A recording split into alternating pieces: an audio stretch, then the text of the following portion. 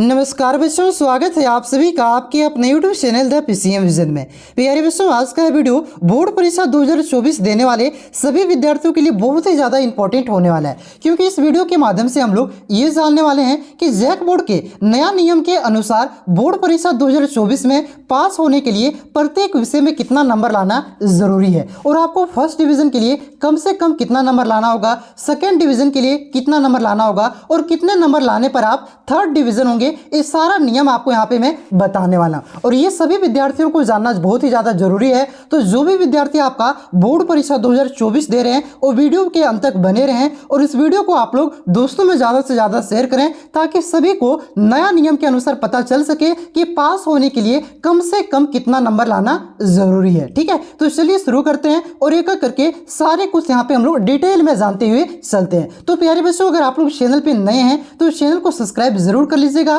और bell icon को press कर लीजिएगा, क्योंकि इस चैनल के माध्यम से आपका क्लास 10th और क्लास 12th के बोर्ड एग्जाम की कंप्लीट तैयारी करवाई जा रही है। तो चैनल पे आप लोग नए हैं तो चैनल को सब्सक्राइब जरूर कीजिएगा। तो चलिए शुरू करते हैं और एक एक करके यहाँ पे हम लोग डिटेल में जानते हैं कि पास होने के लिए नया नियम के अनुसार कितना नंबर लाना जरूरी है। तो देखिए बच्चों, सबसे पहले यहाँ पे हम लोग क्लास 10th के विद्यार्थियों के लिए बात करते हैं कि क्लास 10th में पास होने के लिए प्रत्येक सब्जेक्ट में कितना नंबर लाना जरूरी है। तो देखिए बच्चों, देखिए आपका जो न्यू एग्जाम पैटर्न है उसके अनुसार जो आपकी बोर्ड परीक्षा हो रही है उसमें आपका 30 नंबर का ऑब्जेक्टिव क्वेश्चन पूछा जा रहा है और आपका 50 नंबर का सब्जेक्टिव क्वेश्चन पूछा जा रहा है और 20 नंबर आपके स्कूल की तरफ से इंटरनल असेसमेंट के तौर पर दिया जा रहा है। यानी कि प्रत्येक विषय आपका में फुल मार्क्स कितने हैं तो 100 नंबर आपका फुल मार्क्स है। और देखिए आपका कुल विषय की संख्या कितनी है तो कुल विषय आपका 6 है। ठीक है, एडिशनल सब्जेक्ट को मिलाकर के टोटल विषय आपका कितना है, टोटल सब्जेक्ट आपका कितना है तो टोटल सब्जेक्ट आपका 6 सब्जेक्ट है। तो पहली बात आप लोग यहाँ पे ये ध्यान दीजिए कि ये जो आपका 6 सब्जेक्ट है बच्चों, ये 6 सब्जेक्ट में से आपको 5 सब्जेक्ट में पास करना जरूरी है। कोई भी 5 सब्जेक्ट में आप लोग पास करते हैं तभी आपको यहाँ पे बोर्ड एग्जाम पास कर सकेंगे। ये क्लास 10th के लिए नियम है, क्लास 12th के लिए नहीं। क्लास 12th के लिए मैं आगे आपको बता रहा हूँ। ठीक है, तो आपका जो 6 विषय का एग्जाम हो रहा है एडिशनल सब्जेक्ट को लेकर के, उसमें आपको किसी में से आपको 5 विषय में पास होना जरूरी है। अब हम लोग ये जानते हैं कि पास तो 5 विषय में होना है, लेकिन प्रत्येक विषय में कितना % नंबर लाने पर पास होंगे, कितना नंबर लाने पर आप लोग पास होंगे। ठीक है, तो देखिए प्रत्येक विषय में आपको 33% नंबर लाना होगा। कितना नंबर लाना होगा भैया तो प्रत्येक विषय में 33% नंबर लाना होगा। यानी कि 100 का यहाँ पे देखा जाए तो 100 का यहाँ पे 33% कितना हो जाएगा तो 100 का 33% आपका हो जाएगा 33 नंबर। तो प्रत्येक विषय में इसका मतलब क्या हुआ कि प्रत्येक विषय में पास होने के लिए कम से कम आपको कितना नंबर लाना होगा तो 33 नंबर लाना होगा, तभी आप लोग पास होंगे। हाँ, लेकिन यहाँ पे आप लोग ध्यान दीजिएगा, देखिए कोई भी मतलब नहीं है कि आप लोग 33 नंबर कैसे भी लाएं। ठीक है, हो सकता है तो आपके स्कूल की तरफ से आपको 20 में से 20 आपको प्रैक्टिकल अर्निंग की इंटरनल असेसमेंट के तौर पर आपको दे दिया जाए, तो ये दोनों मिलाकर के आपको 13 नंबर लाना होगा। मतलब कि किसी भी तरह से जोड़ करके आपको प्रत्येक सब्जेक्ट में आपको 33 नंबर लाना है, तभी आप लोग पास होंगे। यहां तक क्लियर हो गया। अब चलिए हम लोग जानते हैं क्लास 12th के विद्यार्थियों के लिए कि क्लास 12th में प्रत्येक सब्जेक्ट में कितना नंबर लाना होगा, तभी आप लोग पास हो पाएंगे। तो देखिए क्लास 12th में जो आपका होता है बच्चों, ये आपका 2 तरह का सब्जेक्ट होता है। कैसा सब्जेक्ट होता है तो 2 तरह का सब्जेक्ट होता है। एक होता है आपका प्रैक्टिकल वाला सब्जेक्ट। प्रैक्टिकल वाला सब्जेक्ट का मतलब ये हुआ कि जिसमें आपका 30 नंबर का प्रैक्टिकल होता है और आपका 70 नंबर का एग्जाम होता है, उसको आपको प्रैक्टिकल वाला सब्जेक्ट कहते हैं। जैसे कि आपका फिजिक्स हो गया, केमिस्ट्री हो गया, जियोग्राफी हो गया, कंप्यूटर साइंस हो गया, बायोलॉजी हो गया और भी सब्जेक्ट है। ठीक है, मतलब कि जिसमें भी आपका 70 नंबर वाला एग्जाम होता है उसी को आपका प्रैक्टिकल वाला सब्जेक्ट कहा जाता है। और आपका दूसरा तरह का सब्जेक्ट क्या होता है तो दूसरा आपका नॉन प्रैक्टिकल वाला सब्जेक्ट होता है। नॉन प्रैक्टिकल वाला सब्जेक्ट का मतलब क्या हुआ, जिसमें आपका 80 नंबर का एग्जाम होता है और 20 नंबर आपके स्कूल की तरफ से इंटरनल असेसमेंट के तौर पर दिया जाता है, उसे आपका नॉन प्रैक्टिकल वाला सब्जेक्ट कहा जाता है। जैसे आप लोग हिस्ट्री हो गया,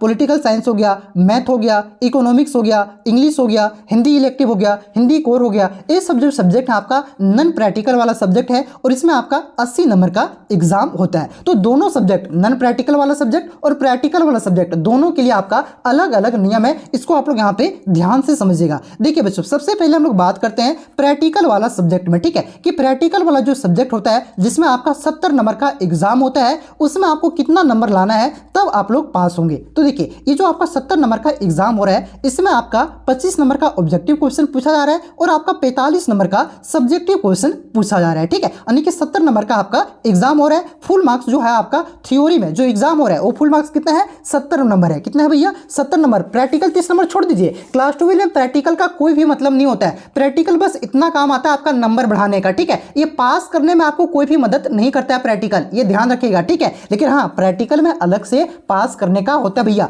मान के चलिए आपका 30 नंबर का प्रैक्टिकल है ना दोस्त, तो अगर आपके स्कूल में 12 नंबर से कम, ठीक है 12 नंबर से कम आपको अगर कोई भी विषय में प्रैक्टिकल में 12 नंबर से कम दे रहा है 30 में से, तो फेल हो जाइएगा। ठीक है, तो वो वैसा नहीं होता है स्कूल में, ये 12 नंबर से हमेशा ज्यादा देता है, किसी किसी स्कूल में तो 30 में 30 दे देता है। ठीक है, तो प्रैक्टिकल को हम लोग साइड में रखते हैं। प्रैक्टिकल आपका पास करने में कोई भी मदद नहीं करता है। पास किस में करना है, आपको थ्योरी पेपर में पास करना है 70 में से। तो 70 में से कितना नंबर लाना होगा भैया, तो जो आपका 70 नंबर का एग्जाम होता है इसमें 70 में से आपका 33% लाना होगा। ठीक है, देखिए यहाँ पे नियम बिल्कुल भी एकदम अलग हो गया है। देखिए आपका जो क्लास 10th में होता था नियम, वो कैसा नियम था क्लास 10th में, तो क्लास 10th में आपका जो 100 नंबर का होता था जिसमें आपका ऑब्जेक्टिव 30 को, 50 नंबर का सब्जेक्टिव और 20 नंबर का इंटरनल असेसमेंट, उसमें पास होने से मतलब रखता था कि 100 में से आपको 33 नंबर लाना है। ठीक है, यानी कि किसी भी तरह से 20 में 20 आपको प्रैक्टिकल दे दिया तो 13 नंबर आप थ्योरी में लाइए, मतलब किसी भी तरह से वहां पे आपका 33 नंबर लाना होता था। लेकिन यहाँ जो आपका क्लास 12th में जो आपका फुल मार्क्स जिसमें 70 है, 70 नंबर का एग्जाम हो रहा है, इसमें आपका किसी भी तरह से 33 नहीं भैया, इसमें पहले आपको 70 का 33% लाना होगा। क्या, 70 का 33%। सर बोलिएगा 70 का 33% कितना होता है, तो निकाल लीजिए भैया 70 का 33%, 70 गुना यहाँ पे 33/100 कर देते हैं, कितना आएगा, तो ये मान के चलिए आपका 23.1 आएगा। कितना आएगा, 23.1 आएगा। तो मानते हैं 23 नंबर, कितना 70 में से अगर आप लोग 23 नंबर लाते हो भैया, 23 नहीं मान लीजिए 24, ठीक है 23-24 नंबर अगर आप लोग लाते हो 70 में से, तभी आप लोग पास समझाओ। क्या समझाओ, तभी आप लोग पास हो पाओगे। ठीक है, ऐसा मत आसम रहिएगा कि हम 30 नंबर मेरा स्कूल की तरफ से दे देगा, पैसा दे दिए है, अब हम एग्जाम में तीनों नंबर लाएंगे ना, क्योंकि 33 नंबर बहुत सारे 10 वाला फिराक में रहता है कि 33 नंबर में पास होता है, नहीं 12 क्लास में 33 नंबर में आपका पास नहीं होता है। ठीक है, बात को आप लोग समझ रहे हो ना, हाँ कि 30 नंबर हाँ स्कूल में पैसा दे दिए हैं, 30 नंबर स्कूल तरफ से दे देगा, और प्रैक्टिकल जो आपका थ्योरिया पेपर हो रहा है, एग्जाम हो रहा है, उसमें 3 नंबर लाएंगे तो पास हो जाएंगे। नहीं भैया, उसमें नहीं, जो थ्योरी हो रहा है आपका एग्जाम, आपके बोर्ड एग्जाम हो रहा है 70 नंबर, उसमें से आपको 23 नंबर लाना होगा, और आपके स्कूल से तरफ से जितना भी आपको मिले वो आपका बोनस है। ठीक है, लेकिन 12 नंबर से कम नहीं मिलना चाहिए। बात समझ रहे हो ना, हाँ तो 70 में से कितना नंबर लाना होगा,